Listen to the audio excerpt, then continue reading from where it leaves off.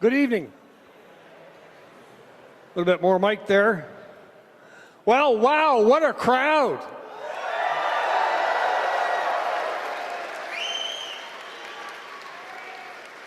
Well, hello everyone. I am Jamie Fox, your Common Sense Conservative candidate for Malpeque. And who's excited to be here?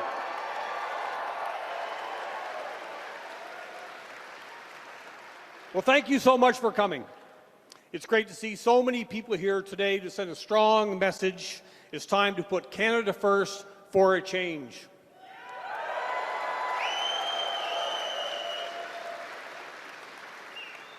Just a few housekeeping notes before we kick things off.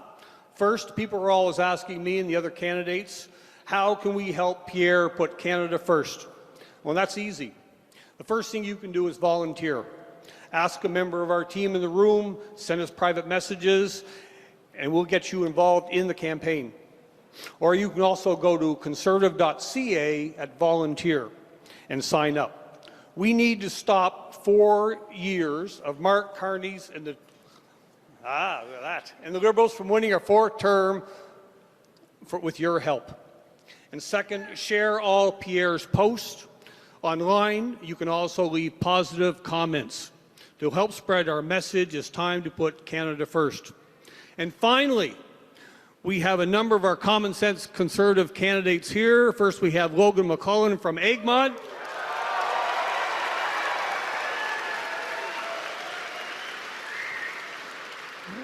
And we also have James Allward from Cardigan.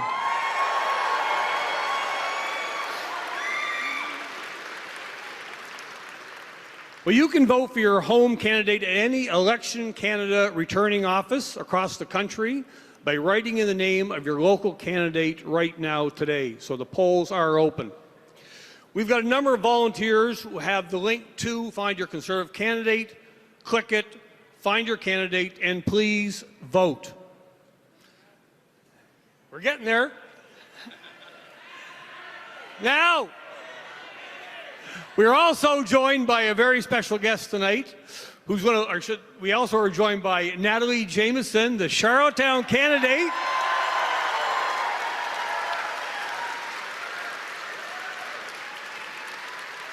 Who in a minute is going to have the pleasure of introducing a very special guest to the stage. With that, thank you very much for coming, and the show will continue.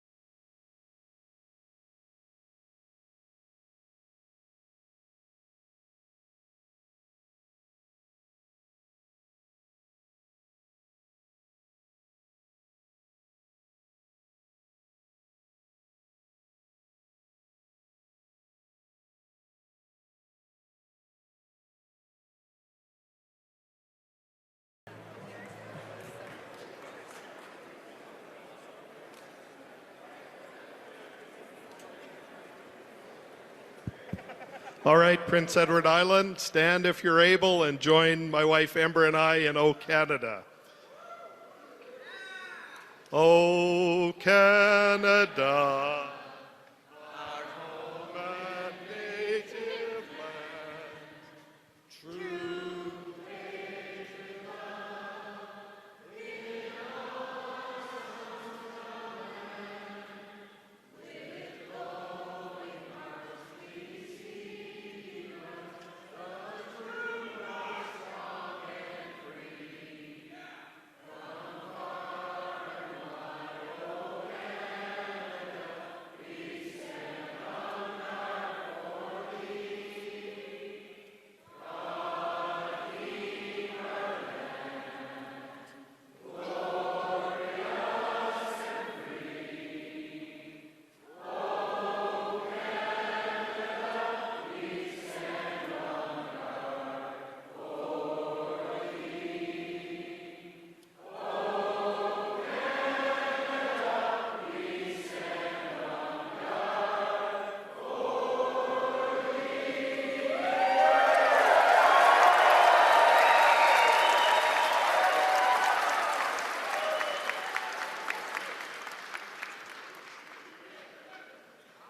Good evening, everyone. Bonjour tout le monde.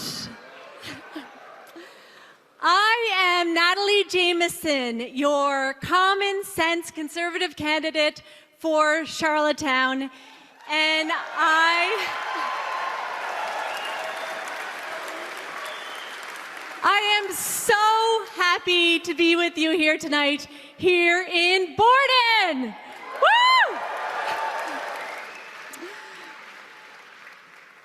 Wow, what a crowd. This is incredible. Thank you, thank you. All right, everyone. I have an important question for you. After this lost liberal decade, with costs and crime up and our economy down and under America's thumb, do you think the Liberals deserve a fourth term?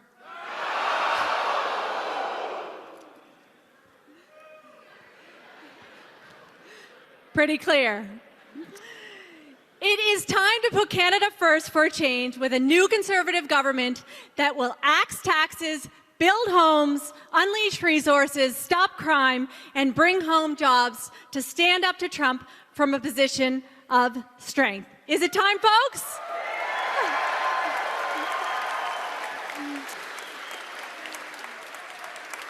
Absolutely. Common sense Canadians like you know we need change. Les Canadiens ont besoin de changement. And the person to deliver that change? Pierre Poilievre. Here to tell you about the only man who can stop Mark Carney, I have the pleasure of introducing you to Anaida Poilievre.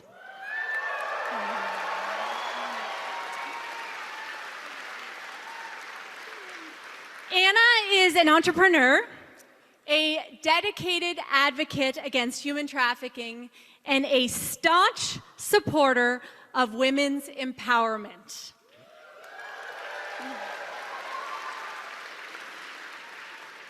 Born in Venezuela and raised in Montreal, Anna moved to Ottawa in 2006, where she met her future husband, Pierre Poilievre, in 2012. They married in 2017. An active member of the Conservative movement, she is the driving force behind the Conservative merch and Pierre's #1 supporter.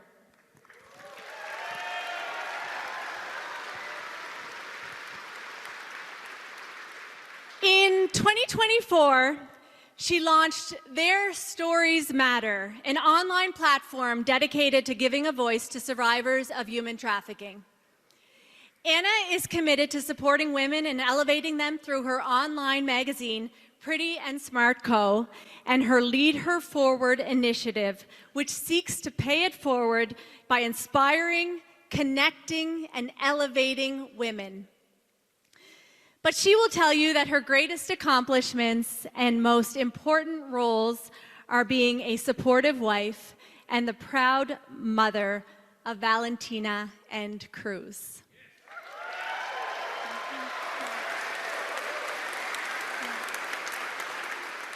Okay, without further ado, ladies and gentlemen, please join me in giving a warm island welcome to Anaida Poilievre.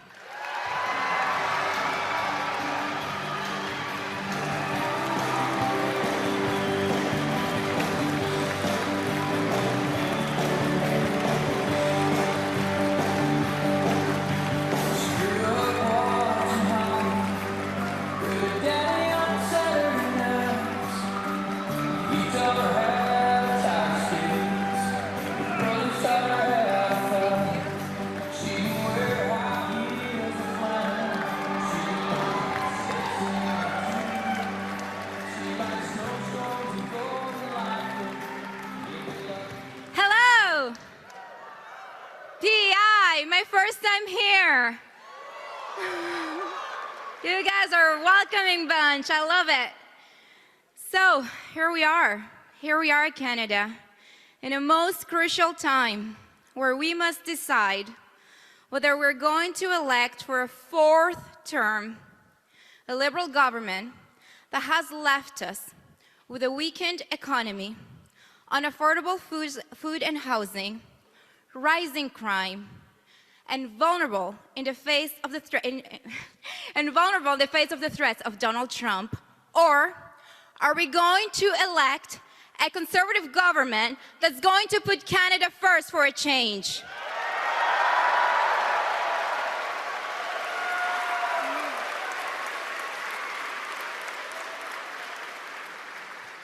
You know, my husband began this journey 3 years ago when he became the leader of the Conservative Party of Canada. He has been traveling from coast to coast to coast to step away from the Ottawa bubble and the elites so that he can listen to Canadians directly. Because what we need is a government for the people, by the people.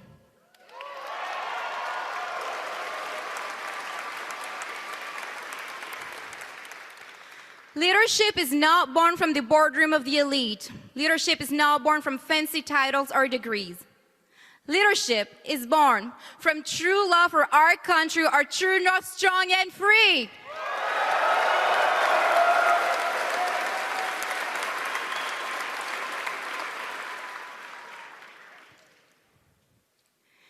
Now, my husband has been doing this for most of his life. He has been right here at home fighting for all of us. He's been fighting for our youth, our families, our seniors. Meanwhile, Mr. Carney, a man who seeks the highest public office, he looks down on those who have been here at home, telling us that my husband doesn't know how the world works. Well, I'll tell you what. He knows how Canada works and how to make Canada work for all of us.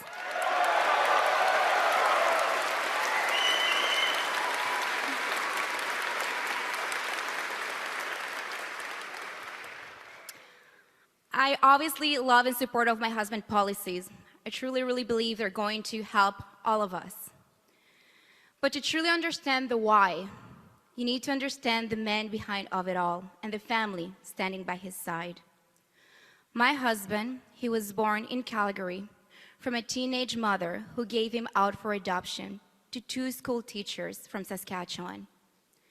They work really hard and they live paycheck to paycheck in a humble house.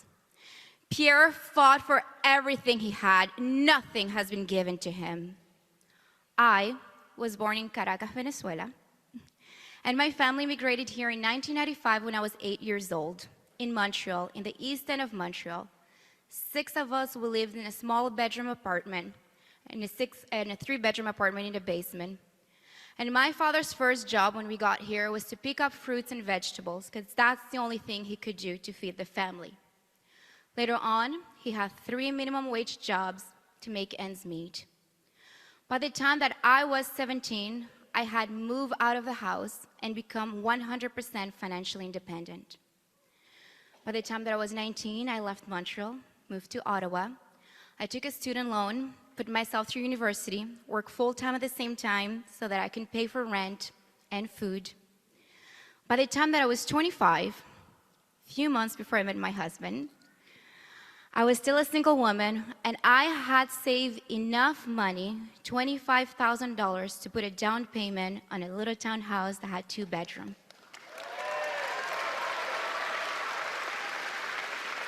Thank you. I had done all that by myself, and that was 2012, 3 years before the Liberal government took office. That was the Canadian promise we had in this country. If you work hard, you get ahead. And that is what we are fighting for, to restore the Canadian promise.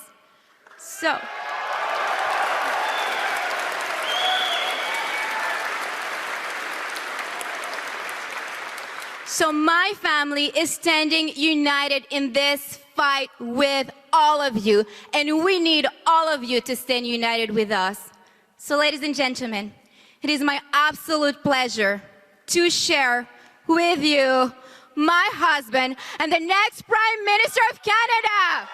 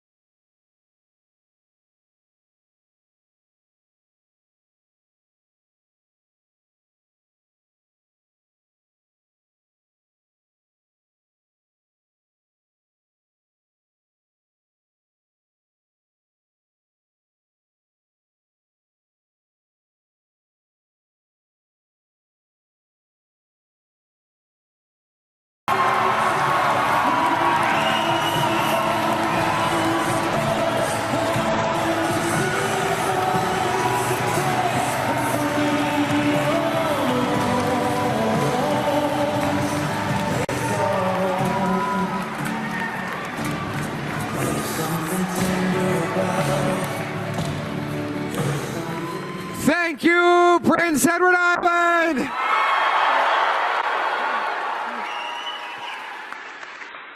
Who is ready for change in Canada? Who's ready to get rid of those terrible tolls on the bridge? Who's ready to axe some taxes? Who's ready to support our fish harvesters and farmers? Who's ready to bring home our resource jobs and our economic might so that we can stand up to President Trump from a position of strength? And who's ready to put Canada first for a change? Wow, what an incredible group. What a crowd. Jamie, have you seen a crowd like this before? Wow. When was the last time we got this many Islanders together for a political event? Are we breaking some records here? Look at this incredible Conservative team. We have Natalie Jameson, Jamie Fox, James Elward, and Logan McClellan. Give it up for the Canada First team. There they are. Look at them.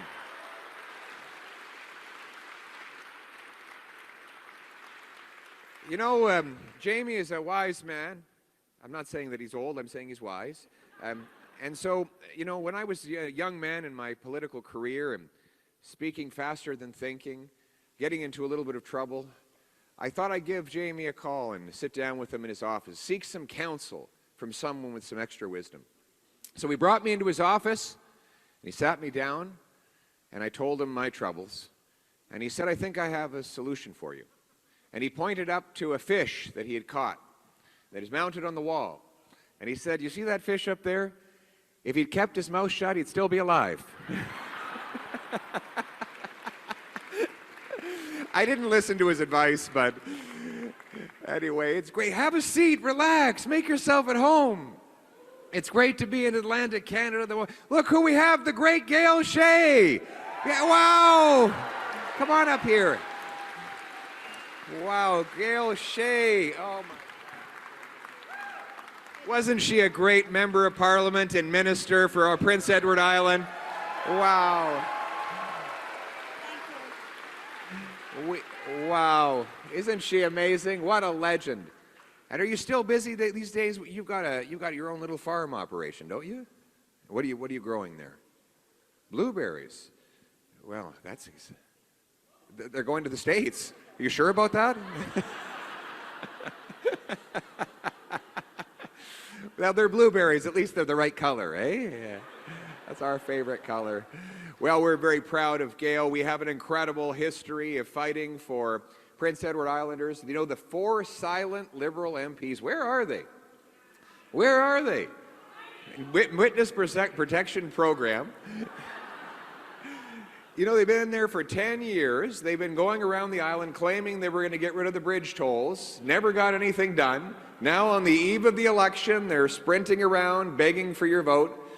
They voted for the carbon tax to hike it up for 7 years. Now they say on the eve of the election, oh, they're going to hide it from the gas pump for 28 days to trick you into voting for them to bring it even higher. Happy April Fool's Day. And then I know we're all rightly very angry at the unjustifiable tariffs and trade barriers that the U.S. president is imposing on our country. What a betrayal that is. But isn't it even crazier that it was our own Liberal government that imposed a ban on the export of P.E.I. potatoes to the U.S.? You know, I mean, I've heard of foreign governments hitting Canada with tariffs. I've never heard of our own government hitting our own country.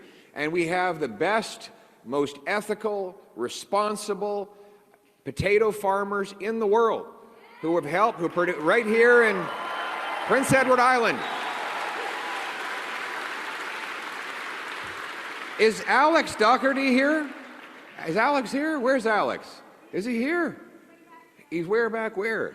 Oh, there he is over there, Alex. Alex, one of the most famous potato farmers around. He had me out to his farm.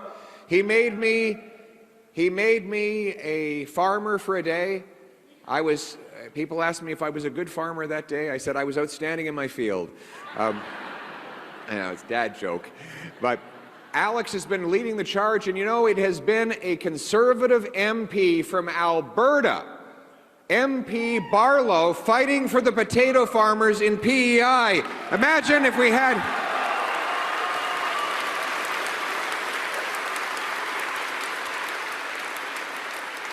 Imagine if we had 4 Canada First Conservative members of Parliament putting P.E.I. first, fighting for our farmers, our fish harvesters, our workers, our islanders.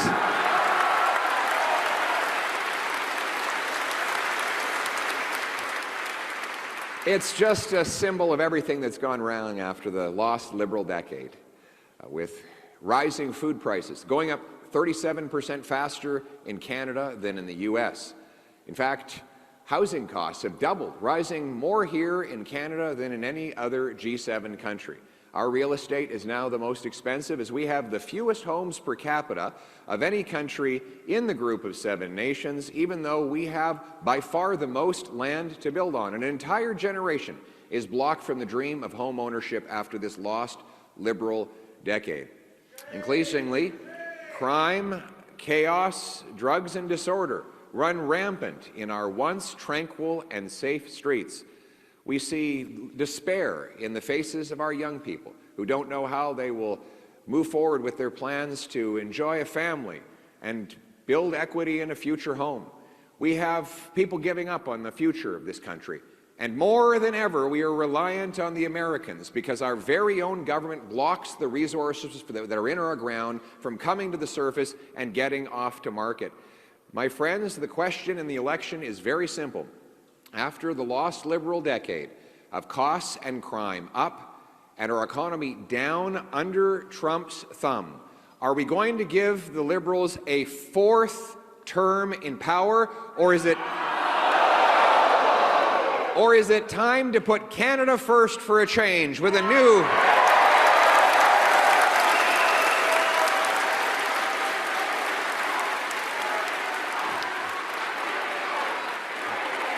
Bring it home.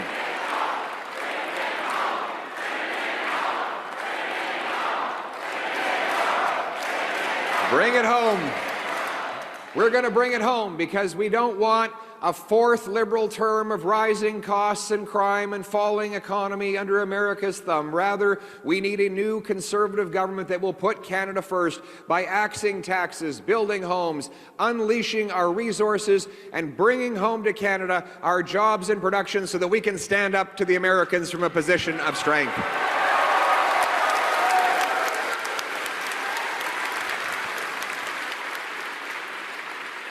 Le choix devant nous, c'est est-ce qu'on veut un 4e mandat des libéraux après une décennie perdue, des coûts qui sont élevés, une économie qui est en baisse et plus dépendante que jamais sur les Américains, ou est-ce qu'on a besoin d'un nouveau gouvernement pour mettre le Canada d'abord, pour faire changement en éliminant les taxes et les impôts, en récoltant nos ressources naturelles et en ramenant nos emplois ici pour qu'on puisse se tenir debout face à Donald Trump avec la force. C'est ça le choix. C'est ça le choix. Now, the Liberals have what's that? I can do it. I agree with you on that. That's why I'm here. I wouldn't be here if I couldn't. But the Liberals are going to try to pull a fast one on you. They've replaced Justin Trudeau with his longtime economic advisor and hand-picked successor.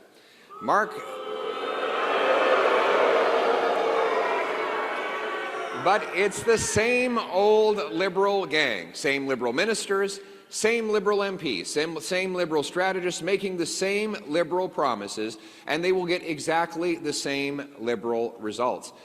That's precisely why Donald Trump has endorsed Mark Carney.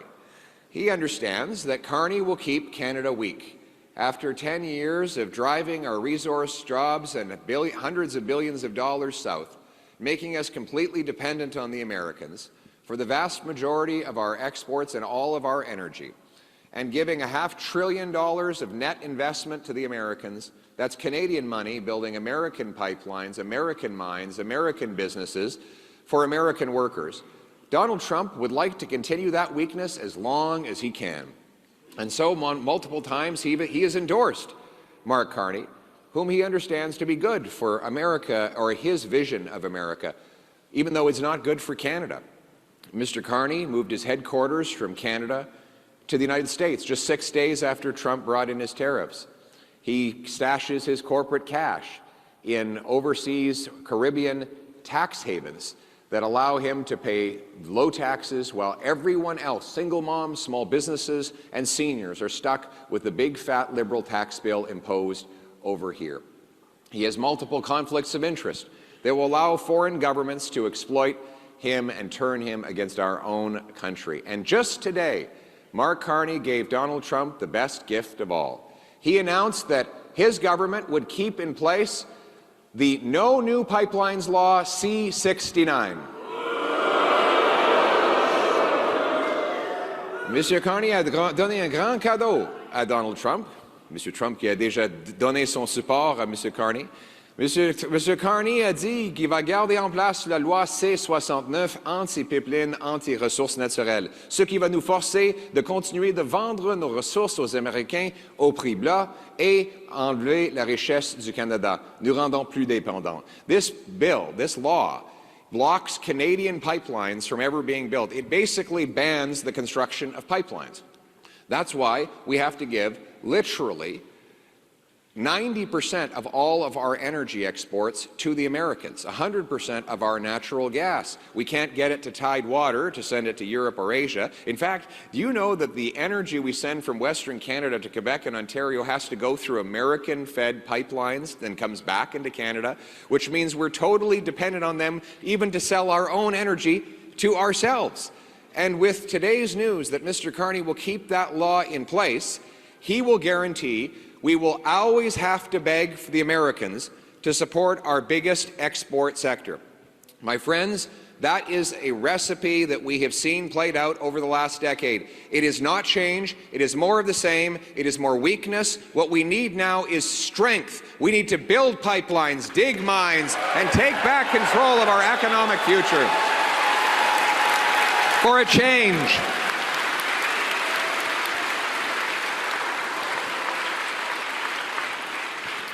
And the question in this election will be whether we continue to weaken our economy and hand over our resources to an increasingly unpredictable and hostile American leadership, or whether we bring home the production here. Bring it home. It's a very simple goal. And that's why we have a Bring It Home economic plan. Our plan starts with a big, powerful Bring It Home tax cut on work, investment, energy, and home building. The idea is to reward those who build things, make things, move things, and create things. It starts with rewarding work. Income tax. Income tax is the fine you pay for the crime of working hard. There's this great meme the other day I saw. This kid was in a park with his dad. His kid has his head buried in his hands. He's bawling his eyes out. He had just asked his dad, what is an income tax for him? And his dad said, well, it's just like your school report card, only the opposite. The harder you work, the worse you do, right? The more you make, the more you pay. And as a result, it's no wonder that people might say, I'm not going to take that overtime shift. I'm not going to work hard to get that bonus or promotion, because at the end of the day, the government's going to get it all.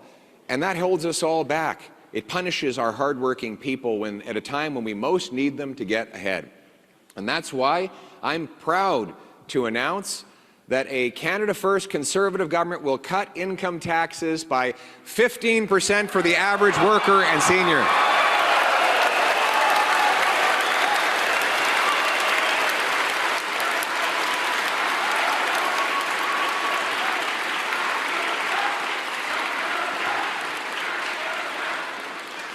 This is a tax cut for waitresses and welders. It's a tax cut for the retired couple who are having to pull their income out of their RSP or their pension at high income tax rates. Paying less will allow them to have a more beautiful retirement. It is a tax cut for the struggling single mom who wonders how she will pay the bills and feed her kids. It is a tax cut that rewards work and allows you to bring more home. That's why we call it the Bring It Home tax cut. But we also have to cut taxes on energy. Energy powers our economy. It's necessary for our farmers who bring our beautiful potatoes out of the field, for our fishery, for our industry that build this. Here we are in McDougall Steel. They make steel here, the steel that is literally the bones of our economic civilization. The steel workers. Now, the Liberal carbon tax has raised the cost of energy over the last 7 years. Now, as I said, today, 28 days before the election, They hide it from the pump and expect you to be grateful that they're going to give you a temporary holiday from the tax that they imposed on you in the first place, while they kept in place the carbon tax law, which will allow them to flip a switch the day after the election and reinstate the tax all over again. What's more is that they've kept the tax throughout this month and into the future rising on Canadian industry in the hopes that you won't notice, because of course they think that you just don't know that a steel company that pays a carbon tax will have to obviously pass it on to the automaker and therefore onto your car or onto the apartment complex that helps hold up that building, and then therefore in higher rent to the people, or in lower wages to the workers who work in the industrial sectors. Meanwhile, the Americans have no carbon tax whatsoever. So here we have it. While Trump is tariffing our heavy industry, Carney's hitting the same businesses with higher industrial taxes, which will force their production south of the border, making us yet more helpless and more reliant on the Americans. And so I'm here today to say that a Canada First Conservative government will make a big change, and that is we will axe the tax for everyone, for everything, for real, for good, for a change.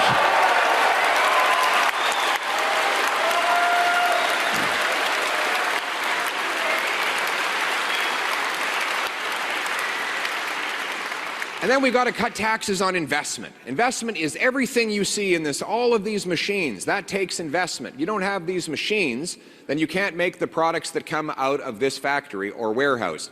It is the trucks that our carpenters drive around. It is the tools that are used, the assembly line materials, the CNC, the conveyor belts. All of that requires investment. In Canada today, we get about $15,000 of investment for every worker.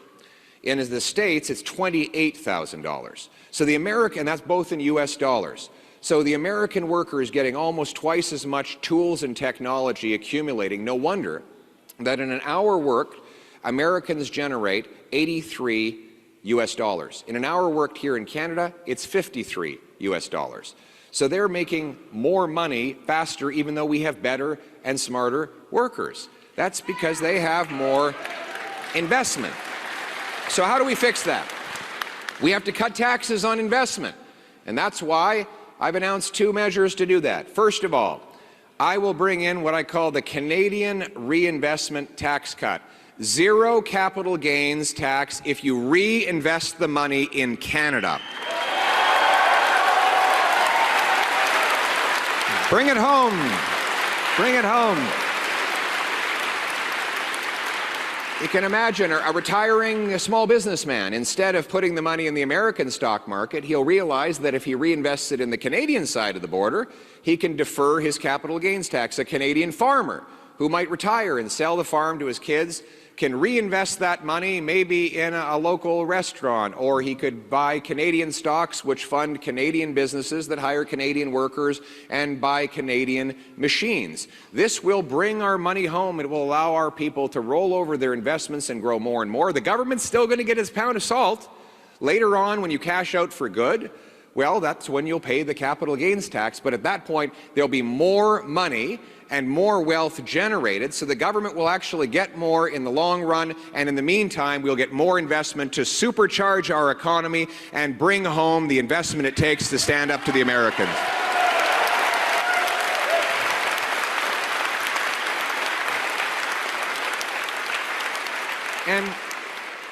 And for the elderly widow who might be inheriting some money from her newly deceased husband, or you know, have a one-time disposition, or a couple that sells their home to downsize and they have extra money, we're going to allow you an extra $5,000 to put into your tax-free savings account each year, as long as that $5,000 is exclusively invested right here in Canada.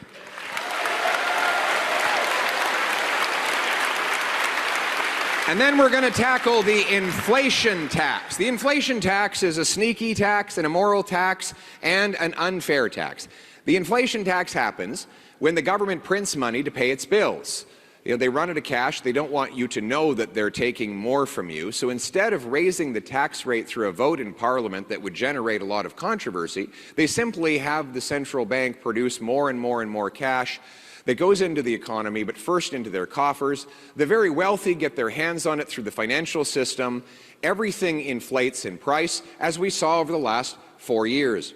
We saw that the Liberals increased our money supply from $1.8 trillion to $2.5 trillion, a 40% increase, during which time our economy only grew by 4%. In other words, the money was growing 10 times faster than the stuff that money buys. If you have an economy with 10 potatoes and $10, it's $1 a potato. If you increase the money supply to 20, but you still only have 10 potatoes, you're not twice as rich. It's just that each potato costs twice as much. Now, that might be good for Alex over there. But the truth is, it would means that you lose your purchasing power as the government creates more cash and devalues the purchasing power of the dollars that you earn. The cause, though, is over government spending. Government is nearly doubled in size in the last 10 years. They've doubled the national debt, increasing it to over $1 trillion. We need to rein in out-of-control government spending. And so we will, yes, we will.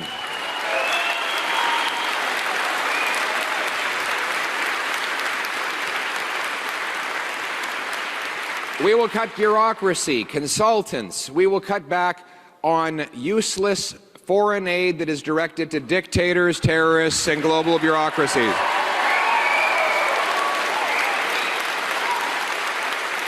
And we'll bring in a common sense dollar-for-dollar law, very simple principle. It's the way single moms, small businesses, and seniors run their household budgets.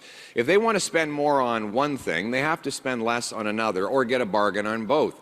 In government, that's not the case. Politicians are the only creatures in the universe that don't have to live with scarcity. They just pass the scarcity on to someone else. By passing a dollar-for-dollar law that requires them find savings for their new spending within their own departments, that will force them to hunt down waste, maximize use of limited resources, and maybe forego new spending that it turns out is not necessary after all. You've been pinching your pennies long enough. I think it's time the government started pinching pennies too.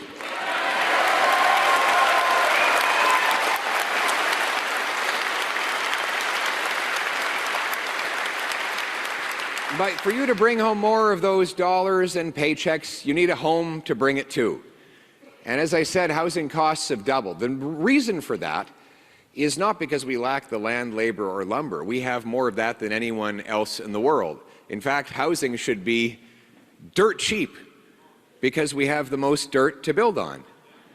But what is the #1 cost going into a new home? It's government. Government taxes, bureaucracy, permitting charges, delays, lawyers, consultants, lobbyists that are needed to get the project approved in the first place. We have the second slowest building permits in the OECD, and 1/3 of the cost of a new home in most places in Canada is direct taxes alone. And so I will lead the charge in cutting the bureaucracy and the taxes to get the homes built, starting with axing the sales tax on new homes to save you up to $65 grand on your purchase. Right there. And we will incentivize the local municipalities to speed up permits, free up land, and cut development charges to build, build, build. We'll sell off 6,000 federal buildings and thousands of acres of federal land to build new homes.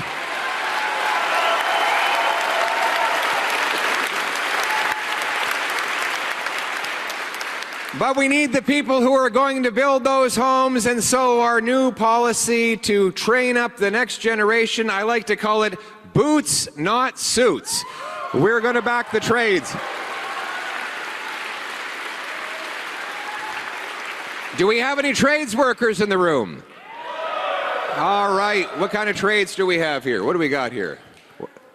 An iron worker. Do you work right here at McDougall? What do you work at? Oh, in Calgary. Welcome, a great Westerner. That's where I was born. Yeah. Anybody else?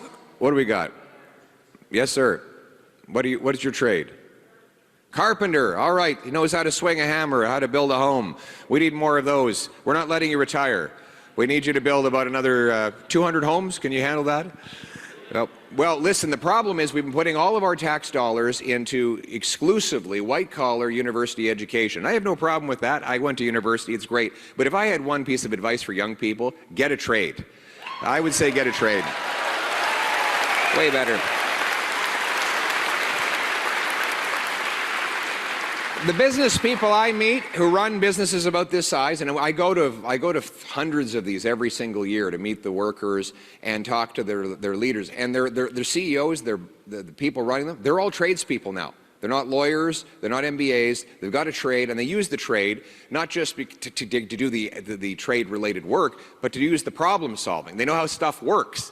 We need more people like that in our economy if we're going to rebuild our nation, literally and metaphorically. And so we have a plan. Our plan is very clear. We will provide the funds through the UTIP program to union and employer training halls so that we can train up 350,000 young tradespeople.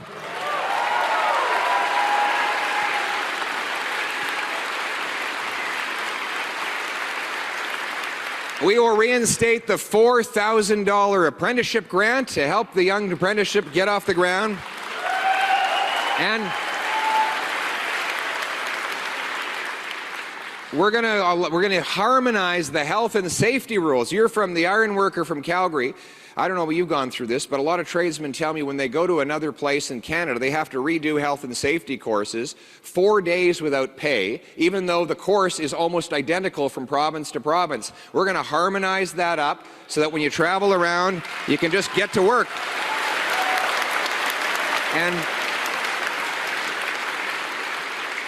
And right now, a CEO can write off the cost of his private jet, but a tradesman is capped at $4,000 a year for the cost of traveling around the country. If you're going out to Fort Mac 15 times a year, you're not going to be paying for that with $4,000. The rule in our tax system is supposed to be that you can write off the costs you incurred to earn the taxable income. So very simply put, I'm going to make it fair. We're going to ensure that our tradespeople can write off the full cost of food, transportation, and accommodation to travel from job to job.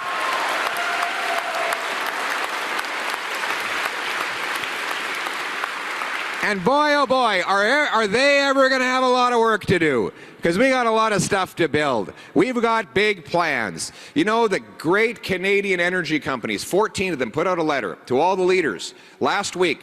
They said, these are the 5 things we need if you want to take back control of our economy from the Americans and make us self-reliant and independent. Here they are.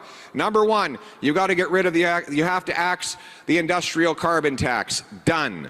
2, they said, you need to repeal the anti-pipeline law C-69.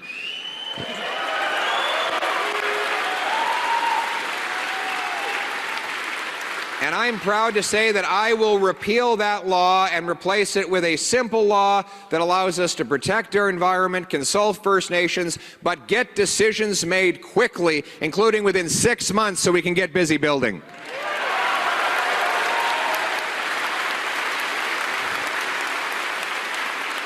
Next, they said we have to get rid of the cap on Canadian energy. A government mandate the Liberals put in, capping the amount of oil and gas that we can produce from our sector in Western Canada, a cap that does not apply on Saudi Arabia, Venezuela, or the United States of America. Every time we cap a barrel here in Canada, another one pops up in a more polluting foreign jurisdiction. We get richer, the world gets dirtier, and a lot more dangerous as hostile regimes increasingly monopolize the sector. And that is why I am pleased to state that I will scrap the cap and unleash unlimited production of Canadian energy.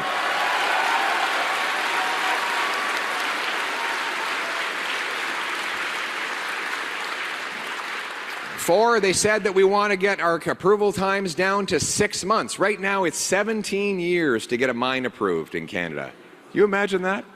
Incredible. If you have a baby today, it'd almost be old enough to vote before a mine would actually be approved to get shovel in the ground. You can imagine why, after the lost Liberal decade, We don't produce our own stuff here. We have the 6th biggest supply of lithium, and yet we're importing it from China. We have the 3rd biggest supply of oil, yet we're importing it from Saudi Arabia and the United States. We have the 5th biggest production of natural gas, yet we can't ship it anywhere outside of North America for lack of liquefaction facilities. And that's because it is interminable delays that stand in the way. By having short approval times, we can, yes, protect the environment, but get to yes, get decisions made, and unlock hundreds of billions of dollars in investment and jobs for our people. So we will get the approval time down to 6 months, and we'll have a rule: 1 project, 1 environmental review, 1 and done.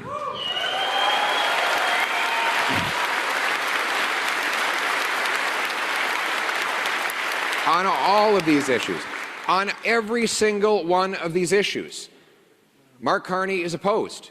He opposes every single necessary step that energy companies say are required to make us independent from the Americans. He literally said that half of our oil will have to be stuck in the ground to achieve his net zero obsessions. Meanwhile, he profits by investing in foreign pipelines and American coal, while he leaves our resources in the ground and our workers without paychecks. My friends, we're going to start to put Canada first, and that is the decision in this election. We cannot afford a 4th Liberal term of weakness and poverty. We need a Canada First government for a change.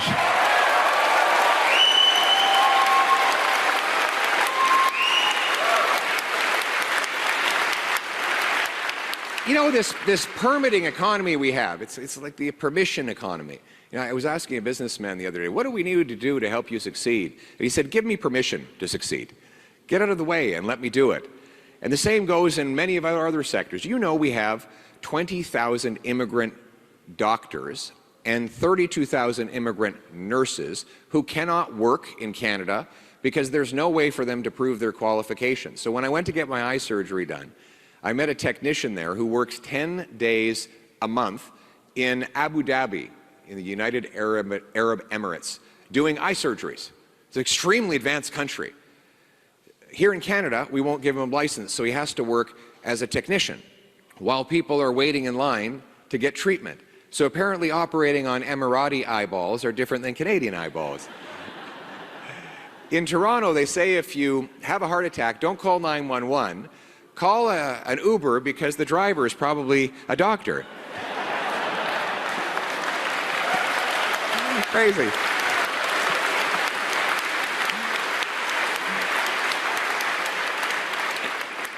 And 85% of Filipino nurses are actually banned from working in nursing in Canada, whereas in the States, within a few weeks, they can take an internationally recognized exam to prove their qualifications so they can get to work. Even Canadian kids who go to med school abroad can't come back home and practice medicine at home because of this gatekeeping. We know the solution. We have the red seal for the trades. Let's create a blue seal for the professions.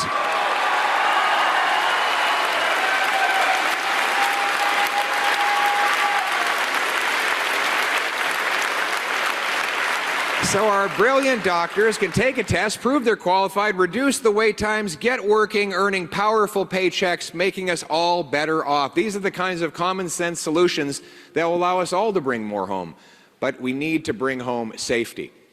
And after the lost Liberal decade, we see more crime, chaos, drugs, and disorder in our streets. Do we see any of that in Charlottetown and other towns?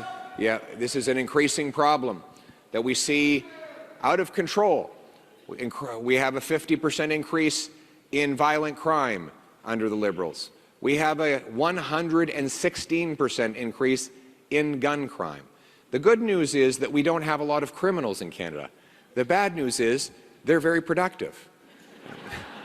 A small number of criminals reoffend over and over and over again. Rampant reoffenders who terrorize our streets and leave our people helpless, but are released within an hour of their arrest under C-75, which requires judges release offenders under, quote, the least onerous conditions at the, quote, earliest opportunity, or C5, that allows a career car thief to do his sentence in the comfort of his living room, watching Netflix or playing Grand Theft Auto.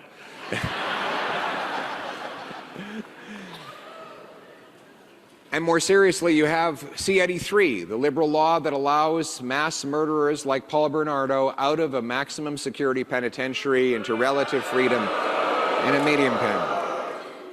My friends, the days of the hug-a-thug, catch-and-release liberal system are going to end. We will bring mandatory prison time for serious offenders.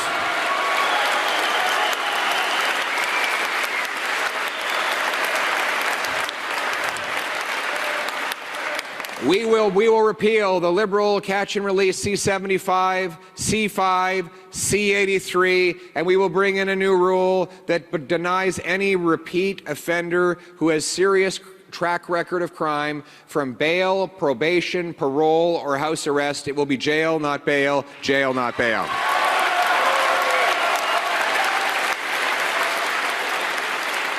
Yeah. And then there's the drugs that are ravaging our streets. We've lost 50,000 people to drug overdoses. More have died of drugs than died fighting for Canada in the Second World War, if you can imagine that. It's just astonishing. Fentanyl is 100 times more powerful than heroin. And 40 milligrams, which is a tiny amount, can kill 20 people. Yet the offenders that get caught are often released. The Liberals eliminated mandatory jail time for those who market these deadly poisons. They effectively decriminalized it and encouraged prosecutors not to go after the offense. They've been subsidizing tax-funded opioids. This has led to a terrible tragedy for all of our people. And the reality is the time has come to make a change. This has not worked. We will ban the hard drugs. We will bring in life sentences for mass traffickers and producers.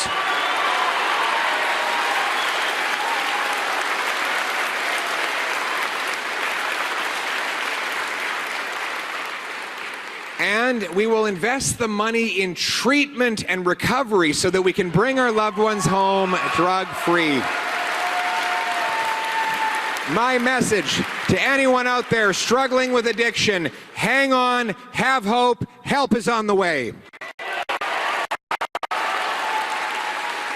We're going to turn it around. And we're going to secure our streets and our borders. Right now, we have 99% of shipping containers that come into Canada have no inspection whatsoever. What do you think the drugs, guns, and stolen cars are able to get through in those shipping containers? We're going to have high-powered scanners, 2,000 more frontline CBSA officers, more watchtowers to stop illegal crossings. You don't have people walking over the border into P.E.I. very often, but it's a little different on the prairies.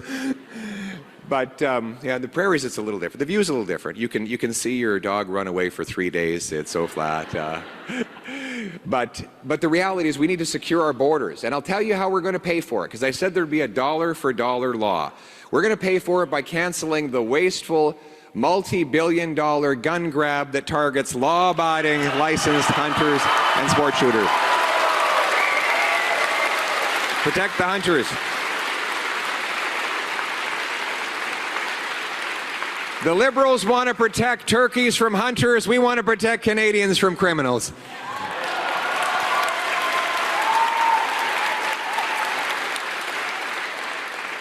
And we need to protect our entire nation by rebuilding the great Canadian Armed Forces.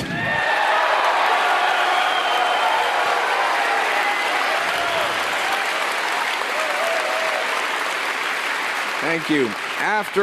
After the lost Liberal decade, where our military has been denied and underfunded, where the money that does go in often goes to botched procurements, bureaucracy and wasteful political initiatives. We're going to end the nonsense, put the money into frontline equipment for our soldiers. We will rearm our soldiers. We will fill the vacancies within our armed forces. We will procure 4 massive icebreakers that can break open the north and make us dominant once again in the icy northern waters, kicking the Russians and Chinese out.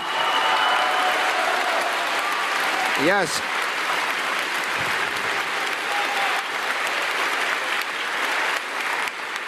We will have new fighter aircraft, new Poseidons, and we will open the first Arctic base in Canada since the Cold War, CFB Iqaluit.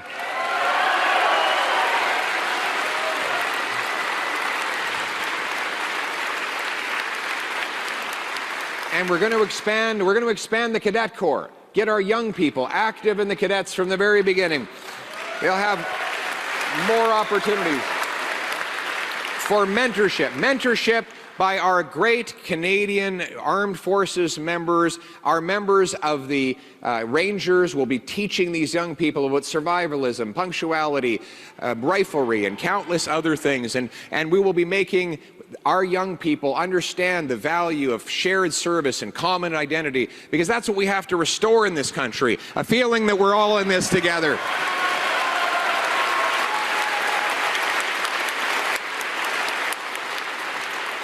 We'll fix the broken immigration system that the Liberals have let run wildly out of control. I love immigration. We had the best system in the world, but we have to bring in people in numbers that we can absorb into our housing, our health care, and our job market. And so we will cap the numbers, and we will reject this wild century initiative idea of increasing our population to 100 million people. That's not the goal. Our goal should be to have a system of immigration that puts Canada first.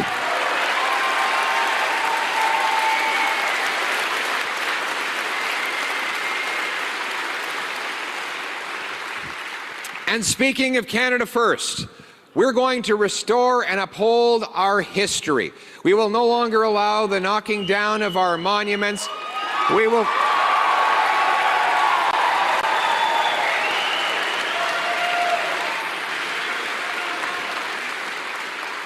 sing our songs, tell our stories, and wave our flags. We will reinstate the great Canadian heroes like Terry Fox, our soldiers, the famous 5, into our passport. We will be a nation.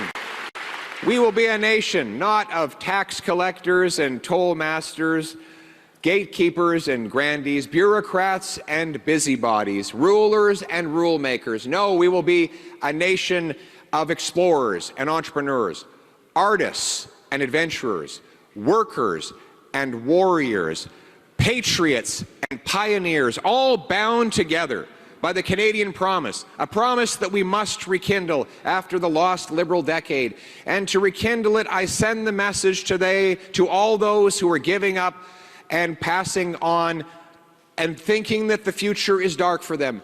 Have hope, my friends. Change is on the way. If you are struggling, a better day is coming.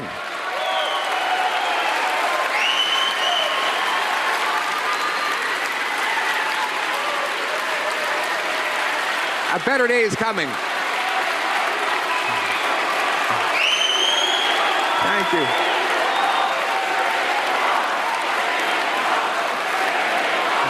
We're going to bring it home.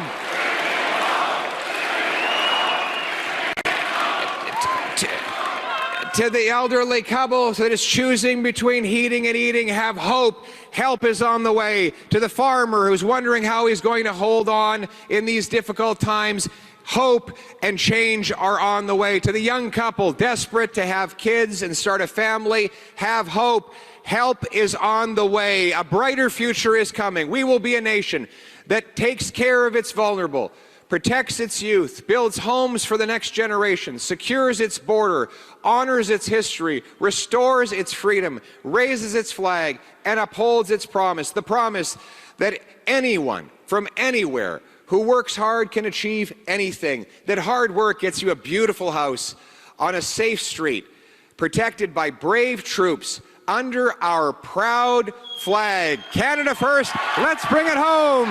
Thank you.